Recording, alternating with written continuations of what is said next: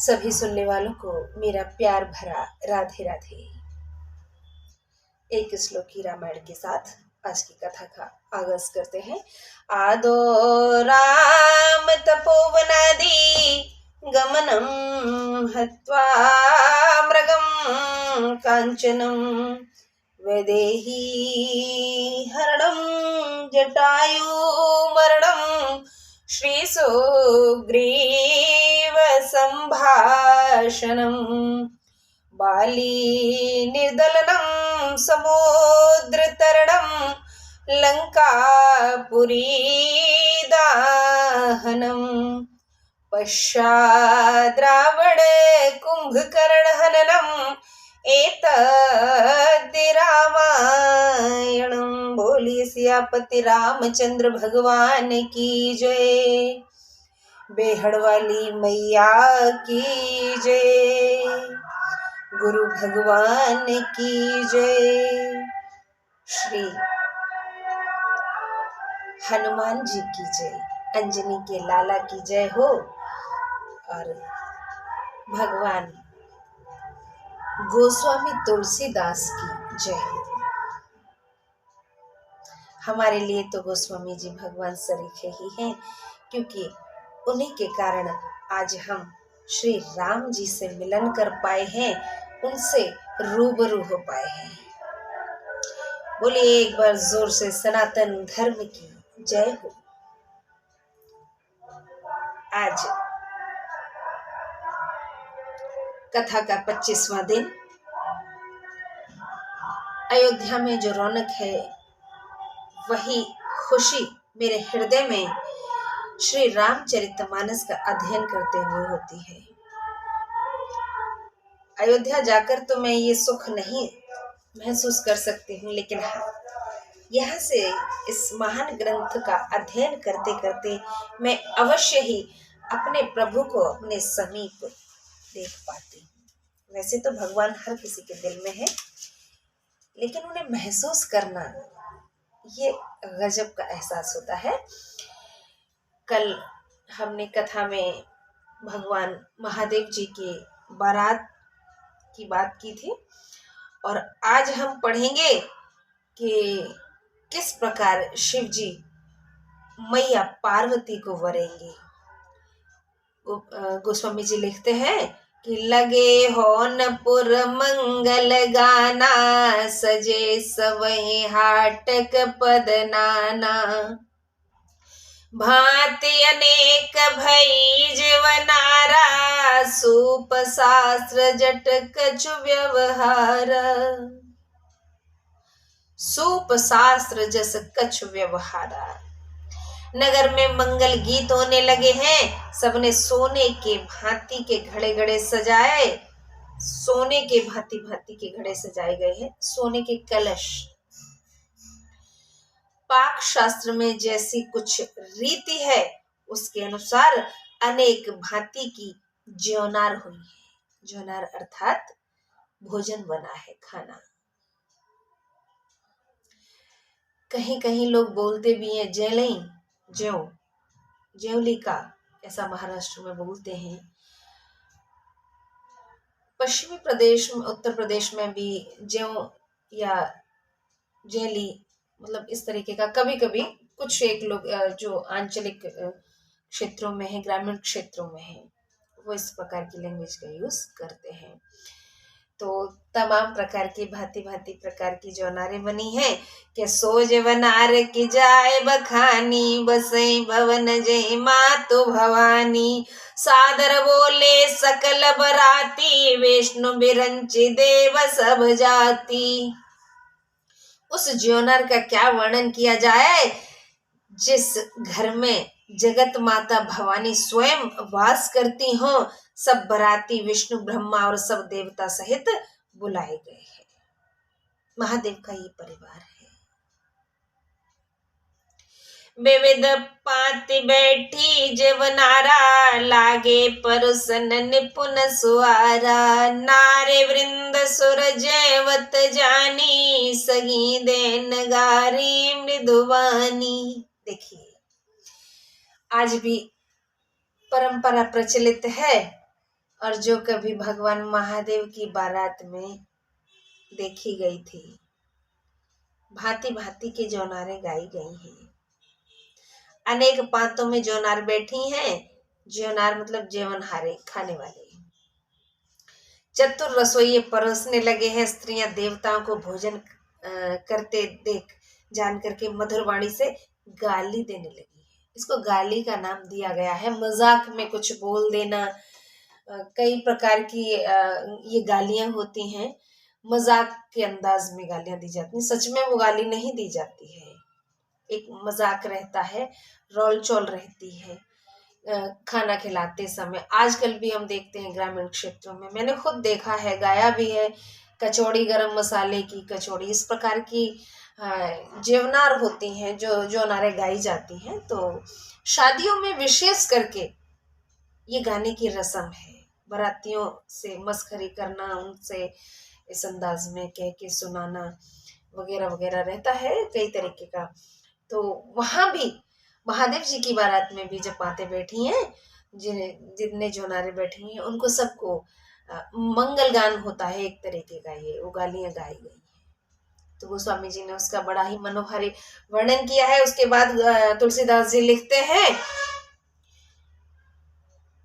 कि गारी मधुर स्वर देहि सुंदरी, व्यंग्य बचन सुनावही, भोजन करहि सुर अति विलंब, विनोद सुन सच पावही, जयवत जो बड़ियो आनंद सुमुख कोटि हूं न परे कहियो, अचवाय दीने पान गवने बास जह जाको रयो। सुंदर स्त्रियां मीठे स्वर से गाली देने लगी और व्यंग्य भरे वचन सुनाने लगी। देवगण उन्हें सुनकर के सुख पाते हुए भोजन करने में अब देर लगा रहे हैं। देवगण भोजन करते हुए जब जैसे ही देखा कि ये तो हमारे लिए गालियां गाई जा रही, अब धीमे धीमे गा रहे हैं, खाना खा रहे हैं, मंद मंद मुस्काते जा रहे हैं देवता। उनको भी आनंद की अनुभूति हो रही है। देवताओं को भी आनंद आने लगा है। उन्हें भी बड़ा ही मनोरंजन हो रहा है। तो धीमे धीमे खाना खा रहे हैं सबके सब। गोस्वामी जी कहते हैं कि भोजन करते समय जो आनंद हुआ वह करोड़ों मुखों से भी नहीं कहा जाता। हाँ, बारात में जब हम भोजन करते हैं उसका आनंद ही कुछ और होता है। और महादेव जी की बारात के खाने की अगर बात की जाए तो उसके कहने क्या है, करोड़ों मुखों से भी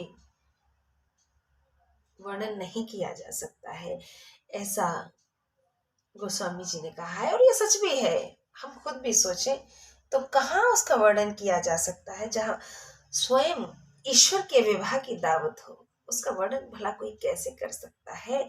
जगत माता जगत जननी मैया पार्वती के विवाह का जो भोजन है, जो जौनारे हैं, उसका वर्णन कोई कैसे कर सकता है। ईश्वर की व्याख्या कभी किसी ने कर पाई है क्या? नहीं। हम थोड़ा बहुत कुछ भी बोल सकते हैं, लेकिन सच कहा जाए तो जिनकी ख्याति अथाह है, जिसका कोई और छोर नहीं है, उसका कोई वर्णन कैसे कर सकता है। दोहा के माध्यम से गोस्वामी जी कह रहे हैं कि बहुरी मुनि नहीं मवंत कहो, लगन सुनाई आए, समय बिलो की विवाह कर, पठय देव बुलाए, सियापति राम जय जय राम, अवधपति राम जय जय राम, मेरे प्रभु राम जय जय राम। फिर जाकर मुनियों ने हिमवंत को लग्न सुनाई और विवाह का समय देखकर देवताओं को बुलावा भेजा। लग्न में ही तो सब कुछ लिखा होता है कि कब कौन सा कार्य कौन से समय पर रहेगा।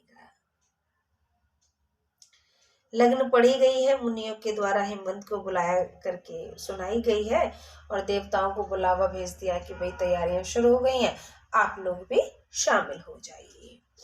कि बोल सकल सुर सादर लीने, सबहि थोचित आसन दीने, बेदी वेद विधान सवारी, सुभग सुमंगल गावहि नारी। सब देवताओं को आदर सहित बुलाकर यथा योग्य आसन दिए गए हैं। वेद की विधि से वेदी बनाई गई और स्त्रियां श्रेष्ठ मंगल गाने लगी हैं। मंडप सज गया है, सखियां गीत गा रही हैं।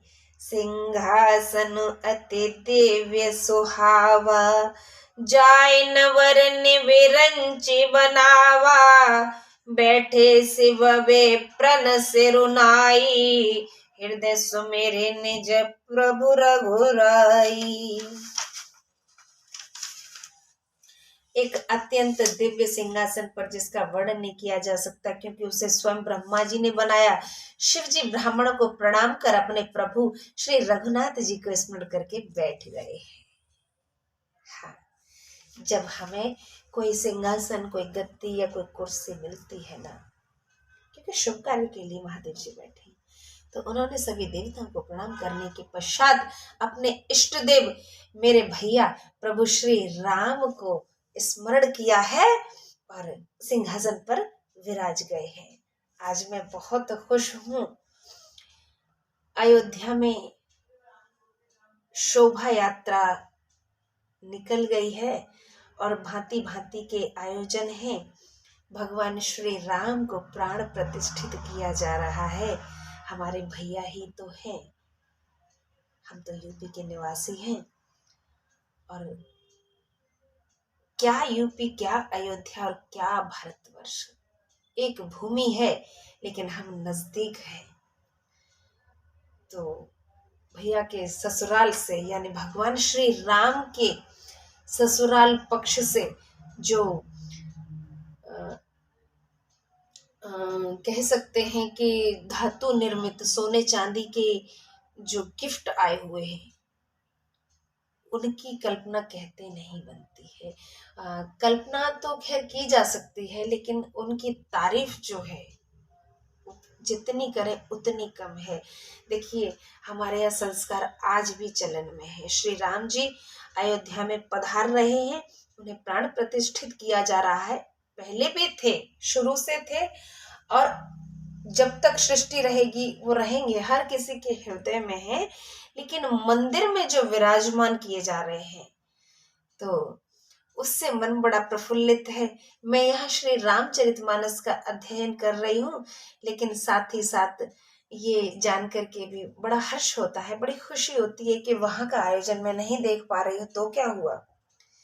मैं मेरे प्रभु श्री राम के विषय में, उनके चरित्र की कथा, उनके जीवन की कथा जो गोस्वामी जी ने लिख दी है गृहस्थों और संतों के कल्याण के लिए, एटलीस्ट मैं उसका अध्ययन तो कर पा रही हूँ। बोलिए सियावर रामचंद्र भगवान की जय, सनातन धर्म की जय। ये श्री रामचरितमानस ही है, भगवान श्री राम का नाम ही है कि हमें करोड़ों पापों से मुक्ति दिलाता है। एक बार की बात है, क्षमा चाहती हूँ, बीच में कथा रोक करके मैं ये व्याख्यान सुनाने लग गई हूँ, क्योंकि मैं बहुत प्रसन्न हूँ भगवान श्री राम के अयोध्या में निवास करने पर, पुनः वापसी पर। भगवान महादेव भोजन के लिए बैठे थे, तो उन्होंने बोला मैया पार्वती से कि आप भी भोजन कर लीजिए। तो मैया ने कहा नहीं, मैं सहस्त्रों बार कुछ ऐसे ही करके है, मुझे याद नहीं आ रहा है, वो भगवान श्री हरि का जाप किया करती थी। तो महादेव जी ने कहा कि कोई बात नहीं, आप एक बार श्री राम का नाम ले लीजिए और भोजन कर लीजिए। वो भगवान श्री राम का जो नाम है, वो करोड़ों बार हरि का नाम लेंगे और एक बार श्री राम का नाम ले लेंगे तो इतना सफिशिएंट है, इतना काफी है। मैया ने भरोसा करके और जय श्री राम कहते हुए भोजन पा लिया है। महादेव जी ने देखा कि कितनी आस्था थी देवी जी की, और मेरे कहने पर उन्होंने सिर्फ एक बार में श्री राम बोलते हुए खाना खा लिया है। तो तब से महादेव जी ने मैया पार्वती को अर्धांगिनी का दर्जा तो दिया ही है, साथ में जो सौभाग्यवती होने का आशीर्वाद है वो भी प्रदान किया है। और तब से हर नारी पति की अर्धांगिनी कही जाने लगी है, क्योंकि उन्होंने अपने पति पर भरोसा किया था। जो स्त्रियां अपने पतियों पर भरोसा करती हैं, उनकी बात मान लेती हैं, वो अपने पति की अर्धांगिनी सही मायने में होती है। आजकल केसेस कुछ अलग अलग प्रकार के हो रखे हैं। एक दूसरे के चरित्र पर सवाल उठाना लाजिमी सा हो गया है, तो वहाँ स्थिति थोड़ी सी डावाडोल होती है, लेकिन उसे संभाल लीजिए। हमारा ही काम है, हमारी गृहस्थी को हमें ही बचा के चलना है। जिम्मेदारी दोनों तरफ से बनती है, पत्नी की भी और पति की भी। छोटे बड़े नहीं हो जाते हैं, अगर माफी मांग लेते हैं और थोड़ा सा झुक जाते हैं तो। पुरुष अपने आप को कभी ये सकड़ में न रखें कि हम तो कमाते हैं, आप तो घर में रहती हो। नहीं, दोनों बराबर करते हैं। घर के काम किसी बाहर के काम से कम नहीं होते हैं। बाहर भी ये घर वाले काम अगर आप करने जाते हो तो वहां पैसा मिलता है। आप किसी और काम को करके पैसा कमा के ला रहे हैं। पत्नी आपके घर में बच्चों को ट्यूशन देती है, पढ़ाती है, ट्यूशन नहीं भेजती है, तो वो एक आपकी बचत ही है। तो वो भी उसकी अर्निंग है। आपके घर का झाड़ू पोंछा चौका बर्तन करती हैं महिलाएं, तो वो कोई काम वाली स्त्रियां नहीं है। उनकी अपने घर की जिम्मेदारी संभाल रही है। इसका मतलब ये नहीं है कि वो निठल्ली है या कुछ कमाती नहीं है। वो आपके जीवन को कमा रही हैं, आपके जीवन की खुशियों को कमा रही हैं, आपके गृहस्थ जीवन को आगे ले जा रही हैं। ये उनकी सबसे बड़ी कमाई है। तो कभी भी उन्हें निठल्ला ना कहें। और मेरी माता बहनों से गुजारिश है, इन पति लोगों से गलतियां हो जाती हैं कभी कभी, तो उनको तूल ना बनाए, तूल ना पकड़ने दे। उन बातों को पकड़ करके ना रखें। आई गई जाने दीजिए, बात गई रात गई, तो इस तरीके का छोड़ दीजिए। बड़े प्रेम से रहिए। मैया सीता जी को देखिए, कितने कष्ट सहे हैं। भगवान श्री राम ने भी उनका पक्ष नहीं लिया था, अग्नि परीक्षा से गुजरना पड़ा था। तो हम तो आम स्त्रियां हैं, मैया का उदाहरण ले लिया करें। जब भी जीवन में कष्ट आए तो एक नजर माँ सीता की ओर डाल लीजिए। राजकुमारी होने के बावजूद मैया ने वन गमन किया है, और वो कष्टकारी नहीं था, कष्टकारी थी वो अग्नि परीक्षा, जहां उनके पति ने उनका साथ नहीं दिया था। ऐसा नहीं है कि साथ नहीं दिया था, तात्पर्य ये था कि पृथ्वी लोक पर जो भी आता है उसके साथ समान व्यवहार होता है। और प्रभु लीला के तहत आए थे, आगे जो भी लीलाएं करनी थी, जो काम अधूरे थे वो पूरे करने थे। इसीलिए इस तरीके के प्रयोजन आयोजन किए गए थे। वाल्मीकि जी के यहाँ नहीं जाती तो उनको वो जो आशीर्वाद मिला था कि मैया एक बार बेटी स्वरूप उनके आंगन में पधारेंगी, तो वहां कैसे पहुंच पाती। तो ये लीलाएं थी प्रभु की। लेकिन उदाहरण के तौर पर हम मैया को याद कर सकते हैं कि पृथ्वी लोक पर जो भी आया है उसे सुख और दुख से गुजरना ही है। उसके लिए एक दूसरे पर हमें दोषारोपण नहीं करना है, अर्थात बुराई नहीं करनी है कि ये खराब है, वो खराब है, मैं तो बहुत अच्छी हूँ या मैं तो बहुत अच्छा हूँ, इसी में कमियां हैं, यही गलत है, मैं इसके साथ नहीं रह सकती या मैं इसके साथ अब बिल्कुल नहीं जी सकता, मुझे इससे अलग होना है। इस तरीके की बातों को हमें खत्म करना होगा, क्योंकि एक छोटी सी जिंदगी है, ये छोटा सा जीवन हमें मिला है, इसे प्यार से गुजार लीजिए। देखो, आज मैया भी विराजमान हो रही हैं भगवान श्री राम जी के साथ में है, कितना आनंददायक है। तो ऐसे ही हमें अपना जीवन संवार के चलना है। उन्होंने तो एक दूसरे को तलाक नहीं दिया था ना। मैया देखो कितनी कष्ट में थी, अग्नि परीक्षाओं से बार बार गुजरी थी, तो क्या उन्होंने प्रभु श्री राम से अलग होने की बात की थी क्या? तो हमें ये बातें शोभा नहीं देती। क्या श्री राम ने, जब सबने उंगली उठाई थी, धोबी ने उंगली उठाई थी कि भगवान श्री राम ने उन्हें अपना लिया है, वो इतने दिन रावण के यहाँ रहकर आई है, तो क्या मेरे प्रभु श्री राम ने मैया सीता से अलग होने का निर्णय करा था? नहीं करा था ना। तो हम छोटी छोटी बातों पर ऐसे अलग होने की बातें कैसे कर सकते हैं? कैसे एक दूसरे के चरित्र पर उंगली उठा सकते हैं? हालांकि गलतियां खामियां हैं आज के जनरेशन में, लेकिन वो खामियां हमारे समाज की वजह से हैं। हमें संस्कार हमारे बच्चों को ठीक से नहीं दिए गए थे, तो इसीलिए वो गलतियां आप लोगों से हो रही हैं, जिनसे भी हो रही हैं, तो उन्हें सुधारने की कोशिश कीजिए। आगे ये चीज ना बढ़े उसके लिए अपने बच्चों को अच्छी बातें सिखाइए, अच्छे संस्कार सिखाइए। जीवन में जीवन साथी एकमात्र होना चाहिए। इधर उधर ताक झांक से खुद बचें, अपने बच्चों को भी ऐसे ही संस्कार दें। एक बार फिर से भगवान श्री राम की जयकारा लगाते हुए कथा की ओर बढ़ते हैं। गोस्वामी जी लिखते हैं कि बहुरी मुनि सन उमा बुलाई, कर श्रृंगार सखी ले आई, देखत रूप सकल सुर मोहे, बरने छवि जग कवि कोहे। मैया सज संवर करके आ गई है। फिर मुनीश्वरों ने पार्वती जी को बुलाया, श्रृंगार करके सखियां ले आई, चली आई हैं मैया, और सब देख करके बड़े ही मोहित हो रहे हैं। ऐसा कौन कवि है जो उस छवि का वर्णन कर सके। गोस्वामी जी अपने आप को यहाँ तुच्छ समझ रहे हैं, कह रहे हैं कि ऐसा कौन कवि है जो मैया की खूबसूरती का, उनके रूप का वर्णन कर सके। सच में नहीं कोई कर सकता है। आगे लिखते हैं कि जगदम्बिका जाने भव भामा, सुरन मन ही मन कीन प्रणामा, सुंदरता मर जाद भवानी, जाय न कोटिन बदन बखानी। जगत माता और शिव प्रिया जानकर देवताओं के मन ही मन उन्हें प्रणाम किया है। जगत माता और शिव प्रिया अर्थात शिव की प्रिय समझ करके सभी देवताओं ने मन ही मन मैया को प्रणाम करा है। और पार्वती जी सुंदरता की सीमा है।